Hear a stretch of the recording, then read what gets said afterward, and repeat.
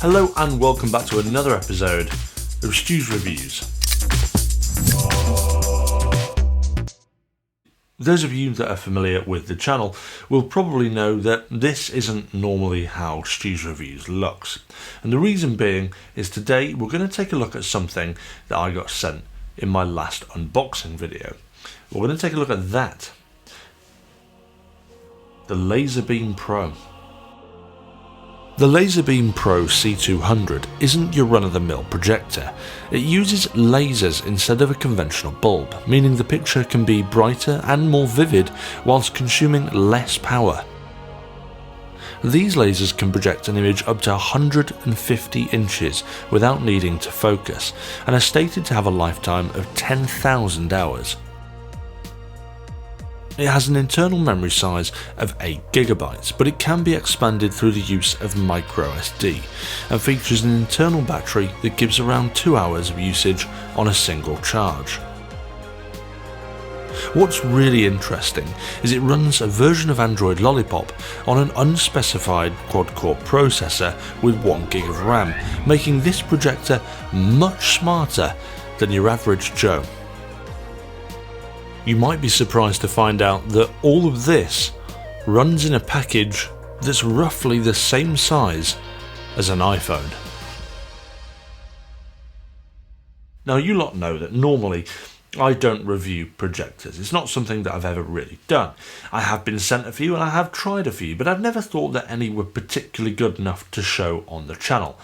However, that's a bit different. Now, when I unboxed it at the beginning of the month, well, that is in focus already. Wow! I was absolutely astounded how good it actually was.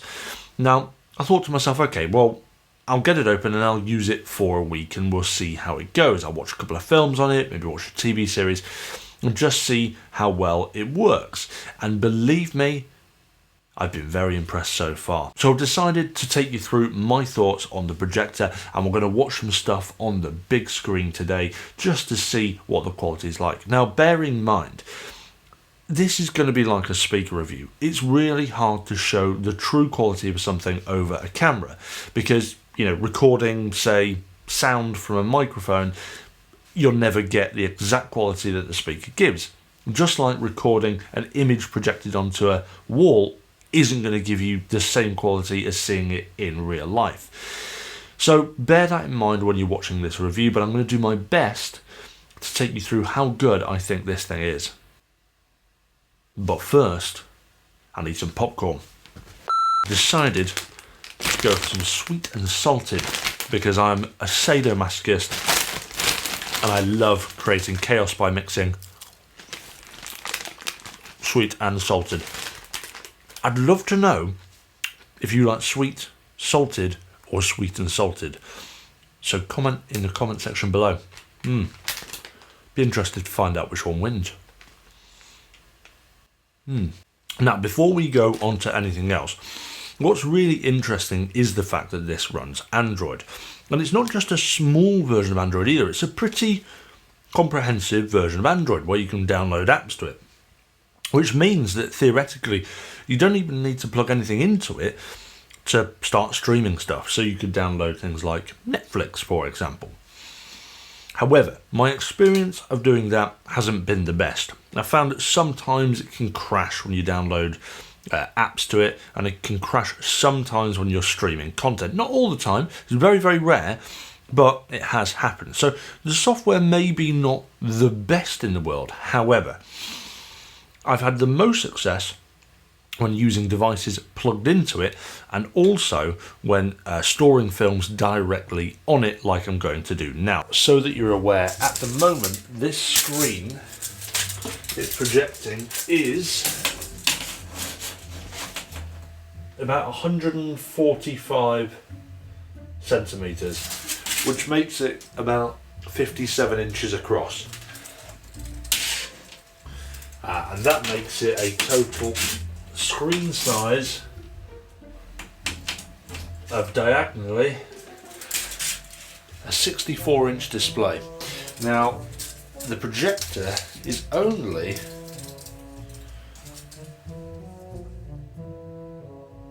about 73 inches away from the wall, which is about 6 foot.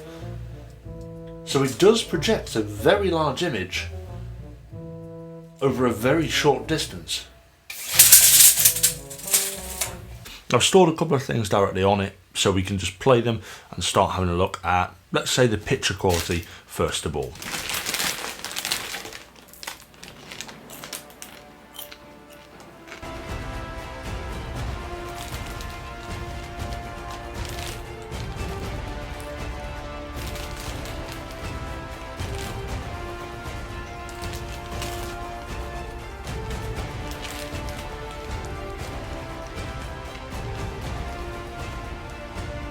Now, one of the best things about the picture is that although on the surface it shows at 768p, I think this is, that is only a standard HD projection. However, it's a very sharp image and very clear image for the fact it's only 768p. I'm actually very, very impressed because it doesn't look it. It looks very, very good, especially when you consider it's coming out of something that's almost the same size as my phone. And the brightness as well. I am really impressed with how bright this is. I mean, compared to something like a cheap projector on Amazon, maybe 100 quid's worth of projector, I'll get onto price in a bit of that. But if you buy a £100 projector, it's nowhere near going to be as bright as this. I mean, last night I was watching a film in my living room, and now my living room doesn't have curtains at the moment on one of the biggest windows in there, so it does mean that it's quite bright, and at the moment the sun's going down about 9:30. Well, I started watching the film at about 8:30, 8:45, and it was fine. I could still see the picture very, very clearly, despite the fact it was still quite bright outside and still coming through the windows and still lighting up the room. Despite that, it was a really clear picture. Now, don't get me wrong, it isn't going to be as good as if it's pitch black. I would always recommend, if you're using a projector, have it as dark as possible, because that is how you're going to get the best experience. But don't get me wrong when I say that this did very, very well, considering that it was pretty light outside yesterday. But these figures can flux vastly depending on how close you are to the maximum load of... Now, you may be wondering why I'm watching my own content on a projector. And the reason being is that if I show some kind of film, it's probably going to be copyright, law, and I'll get kicked off YouTube or demonetized, which I really don't want to be. So, I hope you don't mind, but I'm using my own content here.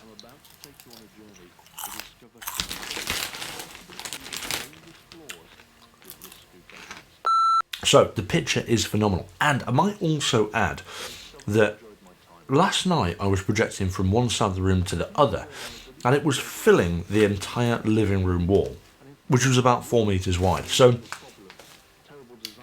it did a fantastic job, and I cannot sing the praises of that enough when it comes to picture. As well as the colour and the sharpness, I must add that the fact this is focus free, and you can just project it onto pretty much any wall, any distance, as long as it's suitable, and it automatically focuses it, is really cool. I didn't have to do any setup. You literally just chuck it there and it throws it on the wall. And you don't have to bother trying to focus it and get it sharp and so on. It just does it automatically, which is a massive benefit for people who are travelling. And that's what this is designed for. People who are travelling, because it is smaller, it is more portable. But actually, I don't know if it's just for people who travel. I mean, I've been using it in my home environment, watching some films, when I felt like it. And the fact I can just pack it down, smaller than my phone, chuck it in a drawer somewhere, and then remove it again, put it up, it makes it super, super easy to use around the home, but not have to have it open and out all of the time. So actually, I think it's useful in both respects. Now, if we were to move away from talking about the picture, the next thing we really need to talk about is the sound. Now, I want to first talk about the actual noise of the machine itself, which I don't think is very loud at all. Now, I've got here a sound monitor thing, and like I said, I'm not an expert with this sort of stuff, but at the moment my ambient noise is about 33 on here. Or about 34 apparently. So what I'm going to do now is I'm going to hit the maximum button, And you're going to see how loud it gets getting nearer to that projector.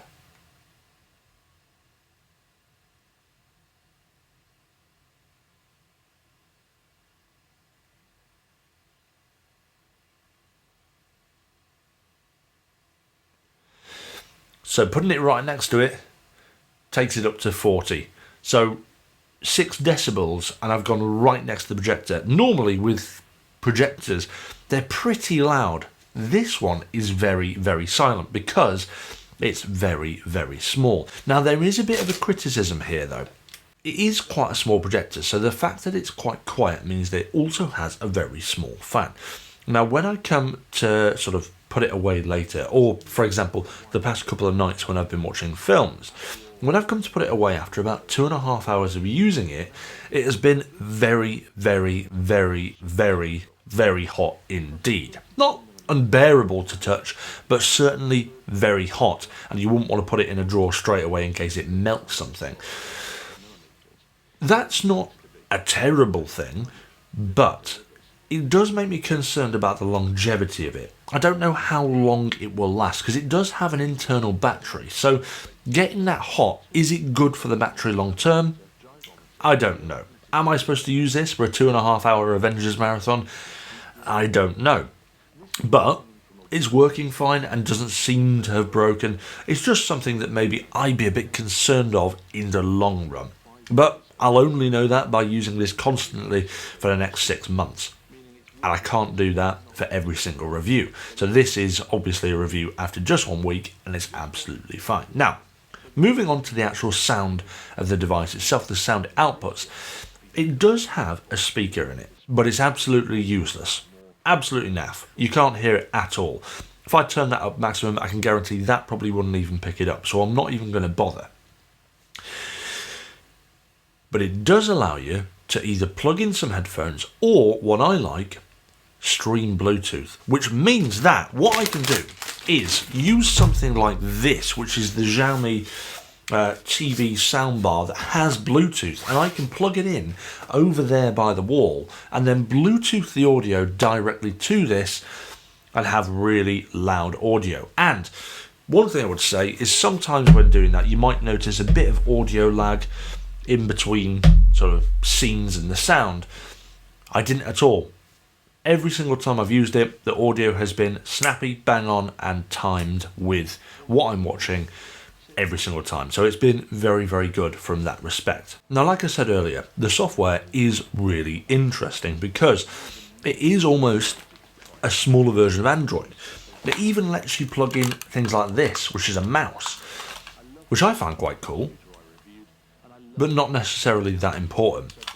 And actually, a criticism on the control here, it doesn't come with a remote, which is a bit annoying because it means that every time you want to pause it, you've got to stand up, you've got to go over to it, and then you've got to fiddle around with the buttons on the top, possibly misaligning it and throwing it around and stuff. It's a bit of a pain in the bottom. I would much rather have a remote. Now, because it is Android, because it can join the Wi-Fi, and because you can use Bluetooth, I'm sure there is a solution out there for it to use a remote. I just don't know what that solution would be. If anyone knows a solution, let me know in the comments, because I'm getting quite sick of having to stand up every time I want to pause it.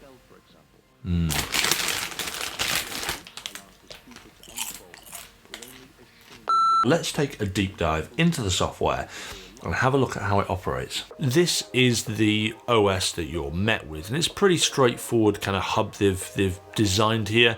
You've got File Manager at the top, and if we go into that, this is where I stored my movies that I was playing earlier. You can store that in Movies, and you can do that through connecting to a computer, just done via the standard Android transfer protocols. It's pretty straightforward. It's the sort of standard Android filing system. Now if we go back home by using this at the bottom here, we've also got things like iOS mirroring. So popping on that gives you instructions on how to use it with AirPlay, which is quite nice. Again, going back, we've got Android mirroring, same sort of thing. Now we've got Keystone Adjustment as well, which allows us to adjust for the angle that the projector's at. We've got standard settings where you can also adjust the keystone bit by bit. Let's Look at that. And we've also got apps down at the bottom here. Now you'll probably notice I'm using a mouse because that makes things 20 times quicker rather than trying to faff around with the buttons on top. And also if you're pressing the buttons on top of the projector, you are wiggling it around, which isn't exactly the nicest experience. But anyway, it doesn't matter. If you pop in here, we've got access to things like YouTube and Netflix as standard, but we also have the Play Store to download further apps. So you can pop in something like YouTube and you can see it gives you access to the full YouTube app. It's pretty snappy, as you can tell. I mean, if we just load a video up here as an example, let's open the trailer. Hello and welcome to my channel, Stu's Reviews, where I test the bold claims of manufacturers, one gadget at a time. I do this through unboxing. Cool your life, apparently. It's telling you to cool my life in the slogan. Detailed product analysis. They have 36mm drivers and just generally taking things. So overall you can see the software is actually very, very snappy and it's actually quite impressive. I mean, it's nothing super special, but that quad-core processor, whatever it is, although it's not specified on the website, is actually quite quick. So that's the software. Nothing super special, but actually it's quite good that you can do a lot with it. Now, the big question is, how much does it cost? So let's have a look. So it's looking like to me, the average sort of price that you can find it for is about £350, $380. As usual, I'll leave a link in the description below so you can check it out for yourselves. But the real question is that a good price for this projector? And it's a very, very hard one to answer. I mean, let's look at some of the facts. Firstly, the picture is phenomenal. It really, really is. For the size that this is, which is the size of a mobile phone, just well, a little bit bigger, it's incredible. The fact I can take it with me as well, in my pocket or in my bag, and just project onto any wall, movie quality stuff, is unbelievable. No, it's not the highest resolution projector in the world, but it is very, very small, and for the quality that comes out of it, you cannot argue with that. It really is very good. Okay, the sound isn't the best, but it does allow you to use your own stuff. It allows you to use your own Bluetooth headphones, or even wired headphones, or wired speakers, Bluetooth speakers, and doesn't have an issue when you do it through that. And actually, obviously, if you're watching a gigantic movie, you probably want to watch it either with headphones or speakers. You wouldn't want it out of a tiny, tinny speaker. So the fact it's got a speaker is probably irrelevant, and if anything, they could probably remove it for the next iteration of this device. Now, interestingly, this device won an Innovation Award at CES 2017, so evidently it is good. How it compares to other smaller projectors like this, well, I've only ever really tried one, and I must say that this is a little bit better than that. What was the other one that I tried? It's by a company called Miroir, or Miroir. I don't even know how you pronounce it, but it's spelled Miroir. 10 points per Gryffindor if you can pronounce that. No one knows how to. But anyway, that projector is £400 and it only projects in 720p as well. Well, this projects at 768p, so it is a higher resolution projector, and it's cheaper because this is only 350 versus 400. So actually, compared to other things that I've tried, it's been the best so far. I don't know if it is the best overall because I've not tried many at all, but from what I've tried and my own experience with it so far, it's been a fantastic little piece of kit. And I guess overall, I'm happy to say that I'd recommend it. And that concludes today's review. Guys, if you liked today's video, don't forget to hit that like and subscribe, and I'll see you back for another episode of Stu's Reviews soon. Before you go, consider supporting me on my Patreon page by clicking here. It'll give you some great discounts on stuff I've reviewed and helps me to continue doing reviews. If you want to see some fun stuff, click here to see the highlights of Stu's Reviews. And, as a friendly reminder, click this button to subscribe.